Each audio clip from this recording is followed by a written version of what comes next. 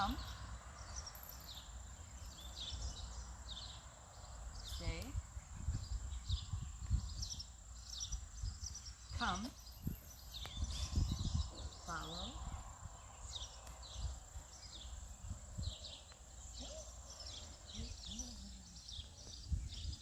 Follow.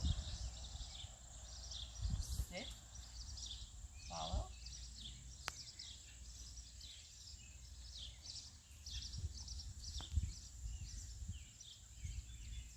Sit. Follow. Sit. Max. Stay. Stay.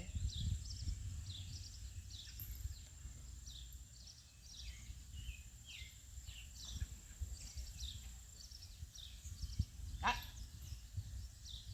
Yes.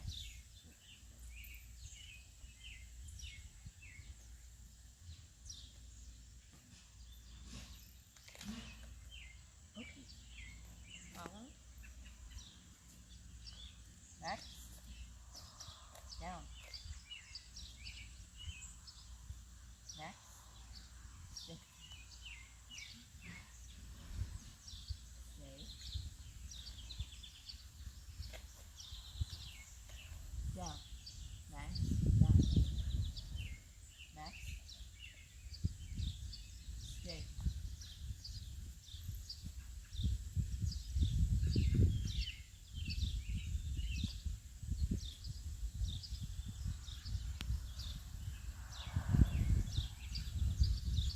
Up. Down. Stay.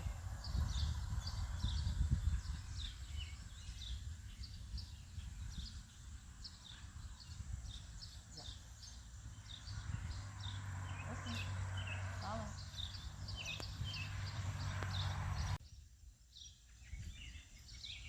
Come. Perfect.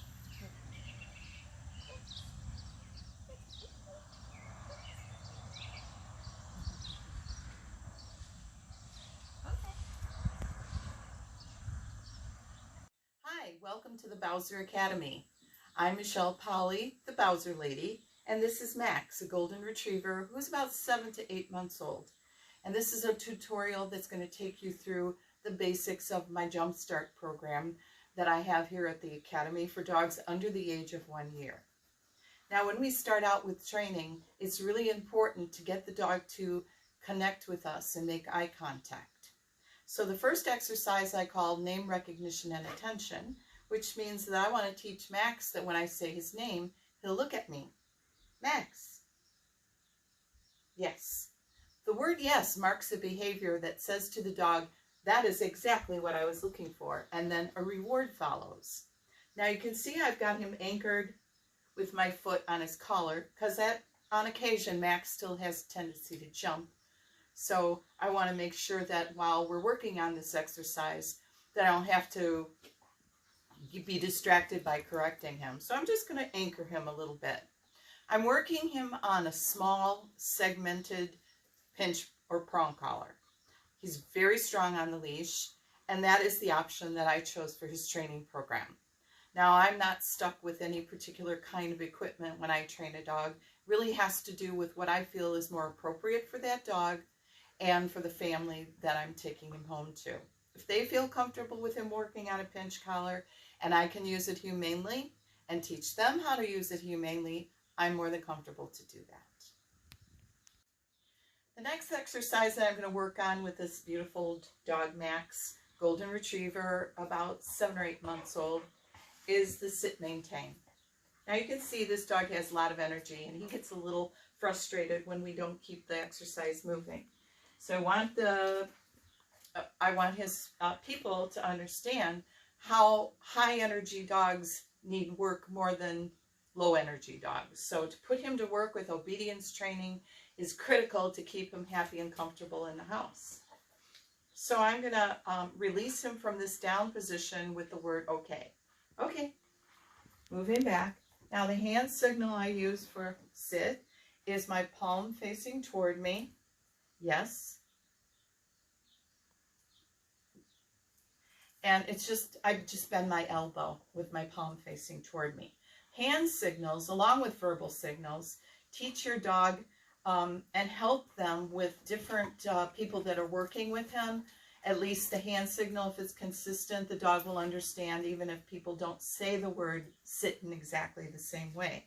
Let's try that again. First, I need to get his attention. Max, sit.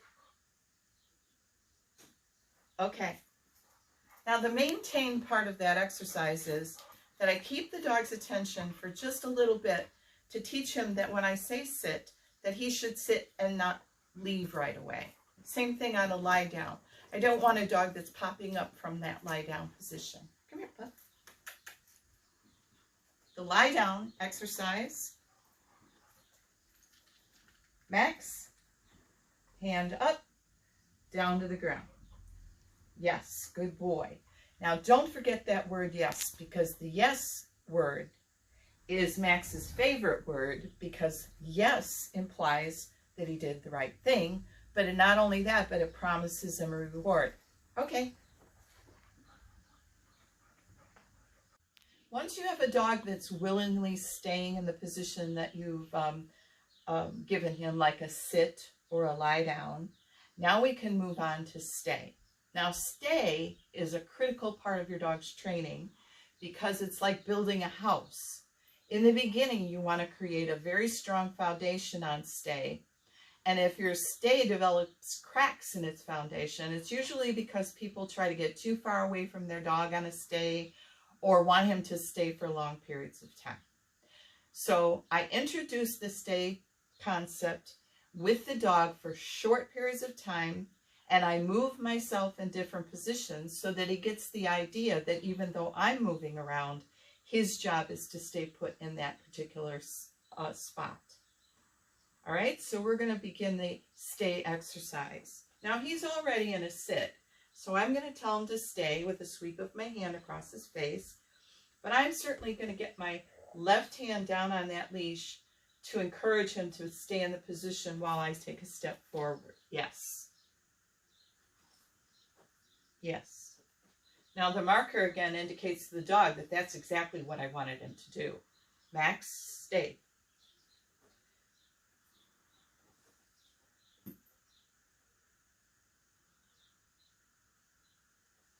Yes. The release. Okay. Good boy. Very good boy. The release, okay, or you could use the word free or all done. It doesn't matter to me, but it will matter to your dog if you're not consistent on that release. The release word also means freedom from the spot where the conversation that we were having takes place. So you want to make sure your dog understands that it's freedom from attention. So I'm not really getting on his case too much about what he's doing until I want to reconnect with him again by saying his name. Max? Yes, good boy. The rewards that I'm using are threefold. Food, affection, and toy play can be used too. If a dog is really attached to a squeaky toy or a ball or something, you can use that particular item to encourage him with his training. Make sure you don't get your dog so hooked on the food that that's all he's thinking about. Yes, good boy. Make sure that when I move my hand around, yes, good boy, that his eyes come back to my eyes for attention. That indicates to me that the dog isn't just following the food, even though he's doing it right now. Max? Yes, good boy. So practice that exercise, getting him to make eye contact and then moving the food around or your hand around so that he doesn't get focused on the source of the food. Now, Max is at the stage of training, 2 weeks, where I start to use intermittent reward. Now, intermittent reward means just that. Sometimes I give him it, and sometimes I don't. It's kind of a psychological tool that we use, and it's used on humans too. Have you ever gone to Las Vegas and played the slot machines? Well, you're experiencing intermittent reward. And actually, intermittent reward can be more powerful than getting the same reward every single time. If you're struggling with a new concept, or your dog is having a hard time displaying the behavior that you want him to, go back and do a simpler concept, like maybe a sit, and move toward that more difficult one. At that point, if he's struggling, you want to give him a reward every single time he does it. I call that priming the pump. It just means that you're encouraging the dog with food or attention or play to get him to want to do that behavior over and over again. Dog training, if you're consistent, should be happening every single day. Not just when you feel like, maybe today I should train my dog. 2 weeks of training in a dog's life is just the beginning. This dog will need to hear sit, lie down, come when you're called, wait at the door, walk on the leash. All of those concepts to be a well-rounded, well-behaved dog. Plus, if you have a really high energy dog like Max is high energy, that energy has to come in some form. So if you're not consistent with your training and don't give him an option for that behavior, like walk on a leash nicely, or come when you're called, or sit, or lie down, or stay, the dog is going to start finding behaviors, making them up as he goes along, that are guaranteed to get your attention. And they're usually not behaviors that humans appreciate. Good boy. With some dogs, even though you release them out the door, they think the release means that they can drag you out the door. So with Max, when I say the word okay, as soon as his paws hit the outside of the door, Max, sit, wait, okay, lie down, stay. As soon as he comes out the door, he has a tendency to kind of like really go fast. So as he leaves the doorway, I'm going to give him a correction with his pinchy collar and say wait. And in that concept, wait means stop moving your feet, okay? So while you're walking him, and we'll do the walking exercise next, periodically you can stop moving and say wait. That simply means that he needs to stop moving his feet, okay? So you'll see that on this next part of the video where we're walking down the road and I maybe will stop abruptly and give him a little correction on the collar and say the word wait. So some of those things you're going to be seeing on this part of the video. Are you ready, Max? Okay, buddy. Follow. Wait. Okay, follow. The leash working exercise is a critical exercise, especially for a dog like Max, who's very, very high energy, okay? So when I first started teaching Max to walk on a leash, he did not walk like this. He pulled ahead. So now when I walk him, he understands that if he gets out ahead of me and stops paying attention, that something a little bit unpleasant is going to happen. So as I start moving forward, are you tired, baby? Come on, Max. Let's try again. If he doesn't pay attention to me, I quickly back up, give him a snap on the collar. Yes, good boy. Turn to my right. Yes, good boy. Which keeps him on my left-hand side, and continue. Again, it's a short snap, yes, to get him to focus, and then I proceed. Come on, Max. Good boy. Don't forget to encourage your dog too with treats and or praise. Come on, buddy. Back up. Good boy. Go forward. Back up. Turn to your right. Come on, buddy. Go forward. Max, sit. Differences between the follow exercise and heel. Heel, in my program, is a more advanced concept that means that your dog needs to understand that when I say heel, it means for him to line up with my shoulder, hip, and my ankle in a sit position. So this would be called heel. In order for the dog to hear heel, I need to either move or have him stay and then call him to heel. As your dog gets better and better on the leash, the first step to teaching him to heel is that when you stop, you want to say heel and encourage him to sit. Now, I've not worked with this on this concept with Max, But I'll give you a little idea of how it looks as we advance in our training. Max, heel. Heel. Now I'm going to let him try to figure out what I want. I'll use a little hand signal. Heel. Yes, good boy. Now he's a little bit behind me, so I would want to encourage him to come up into the sit position. Now he's a little bit crooked, so you can see why I don't teach heel in the beginning. I just want the dog to walk on a slag leash. But if you're an ambitious dog trainer, you can start working on this concept and your dog will just get better and better.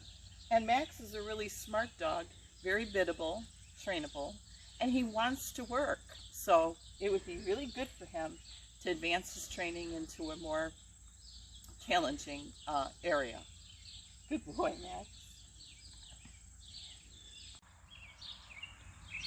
When dogs come out from, to training to the Bowser Academy, invariably I hear from clients that the two things they want to accomplish with their dog are to keep them from jumping on people, which we'll talk about in just a moment, and to get their dog to come when it's called. Well, some dogs are more biddable in that area or trainable, so in the beginning it's all on leash. I want the dog to understand that when I say the word come, I not only want him to walk toward me, I want him to sit in front of me when he accomplishes that space between us.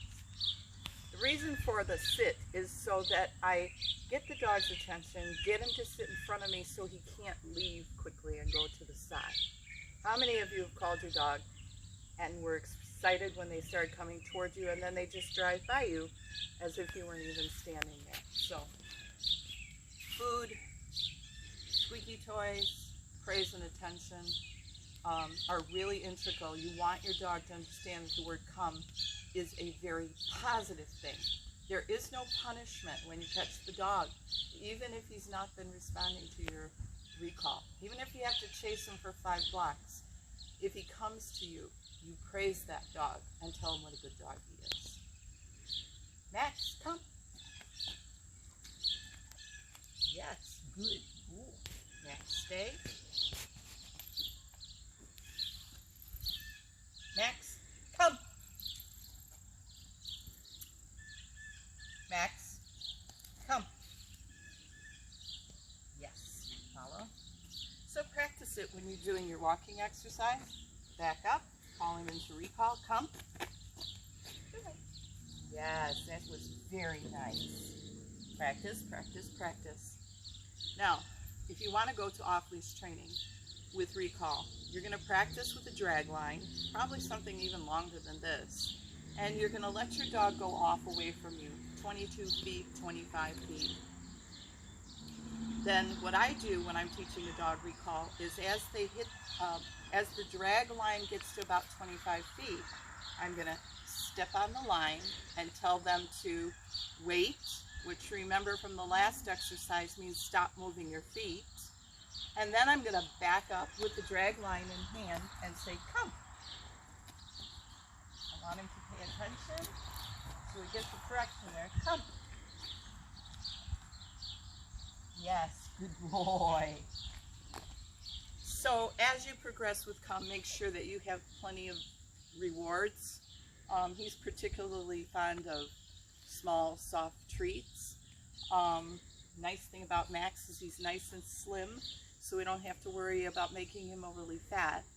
But do watch the fact that some treats will make your dog get a loose stool, and of course you don't want him to get sick. So kind of keep in mind how many treats that you're using in training. As time goes on, sometimes what I do is I take one treat out with me for an entire training session. And I only give him the treat when it's something I know he's struggling with. Right now he's looking at some cows that are in a pasture way down there. The cows, yeah. Please practice with your dog recall before you drop the leash and expect him to come to you in dog park. It's a really important concept to keep working on, and eventually we can talk about other ways to motivate your dog on recall when they're off leash. But this is the beginning of it for Max. I hope you enjoyed this video. We're going to talk a little bit about behavioral issues and how to deal with them, like jumping up on people. And I hope you enjoyed it and learned some things. Thank you.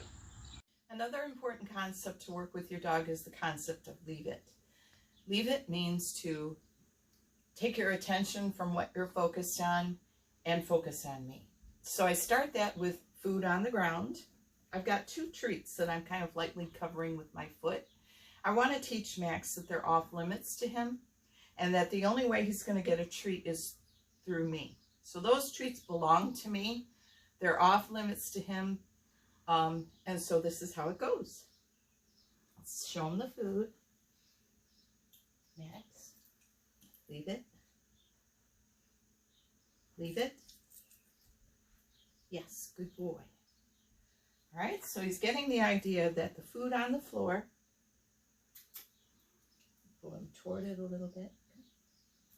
Leave it. Yes, good boy. Move it, leave it. Leave it. Leave it. Yes, good boy. Now if your dog can leave food, you're on the right track. Yes, good boy, leave it. And then what you can do is take him for a walk in front of your house, leave a little trail of food. You gotta get quick with your correction though, because it's a snap and release correction like that. It's not a pulling away from the food, because believe me, I've learned with this dog, he doesn't look that strong, but he really is on the leash. So you want to make sure your corrections are very short, snappy. As you say the word, leave it, leave it. Yes, good boy. And again, you're not going to release him onto the food that's on the ground. You're going to pick it up, own it, and say yes as you give it to him. Keep working on that, because that can come in handy when you're walking down the street and all of a sudden another dog and another person are walking toward you. In that situation, as you're walking forward, you would back up, say leave it. As he turned to come to you, you'd give him a reward. I hope that explains it. Okay. As you can see, Max has done very well over the last 2 weeks, but that's just the beginning of his training. Most people are more concerned about behaviors that the dog is doing around the house, like counter surfing, jumping on people. So for more information about that kind of training, I would encourage you to give me a call so we could do a phone consultation, or I'd be happy to come into your home. There's a variety of different ways that I can't even begin to explain in this short video of ways to keep your dog from misbehaving. When I send Max home, he'll come home with a lesson book that's an outline of the training program. And after you read through that and kind of get an idea of my philosophy of dog training, you'll understand that when a dog is misbehaving, I try to use as much as I can remote correction. Now, remote correction just means non-personal. There's no eye contact, there's no spoken word. If you give your dog attention or connect with them when they're in the middle of a naughty dog behavior, there is the very high likelihood that the dog will learn to repeat those behaviors over and over again to get your attention. So one of the first rules that I have, that if you're going to correct your dog, and correction is not a punishment, it's just a negative consequence of the dog's behavior, the very next step that you need to do is redirect them. Now, my whole training program is about how to correct humanely, and obedience training is going to be your redirection. Dogs only have one of 3 ways to outlet energy. Oral, that means chewing, anything from a rawhide chewy bone to your favorite shoes, or your remote that you're trying to control your TV with. Vocal, yipping, yodeling, howling, barking. He's a pretty quiet little guy, so I don't think that there's a lot of issues with that, at least not at this stage. And physical. Now, he's a big physical outletter. This dog has tons of energy. He needs not only exercise to move his body, but structured behavioral obedience training to exercise his mind. Okay? If If you exercise his mind for a short period of time and keep it real consistent, maybe twice a day, even if it's on your walks, you're going to tire him out a lot quicker than you would with just physical exercise. So again, thank you for your attention on this video. If you have any questions, you can reach me on my Facebook Messenger, and we'll go from there, and I'd be happy to talk to you about continued training for Max. Thank you. Good boy, Max.